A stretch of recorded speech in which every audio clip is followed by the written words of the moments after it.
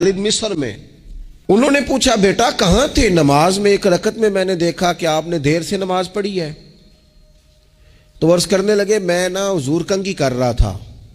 بعض بچے آئینے کے سامنے کھڑے رہتے ہیں پھر بڑی بڑی دیر ہی کھڑے رہتے ہیں۔ کنگھی کر رہا تھا تو ذرا دیر ہو گئی۔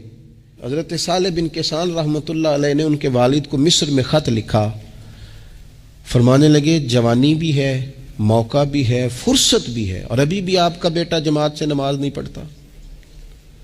مصر میں خط گیا۔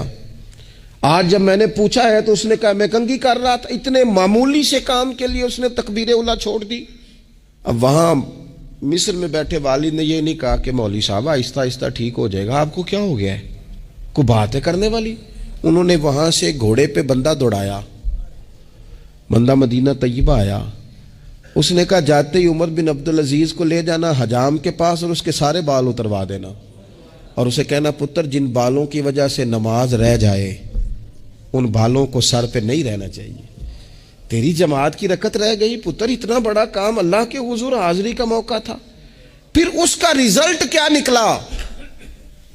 حضرت عمر بن عبدالعزیز بادشاہ بنے۔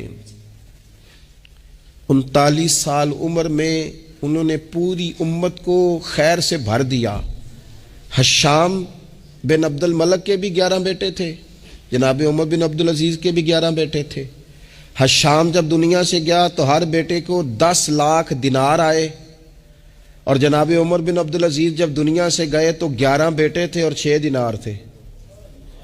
اور جاتی دفعہ کہنے لگے پتر اپنے باپ پہ شکوہ نہ کرنا، تمہارا باپ بزدل تھا، 2 رستے تھے، یا تو میں اپنے لیے جہنم کٹھی کرتا اور تمہارے لیے جائیداد بناتا، لیکن میں بزدل تھا، دوزخ سے ڈر گیا، میں جائیداد نہیں بنا سکا، اپنے باپ کو معاف کر دینا۔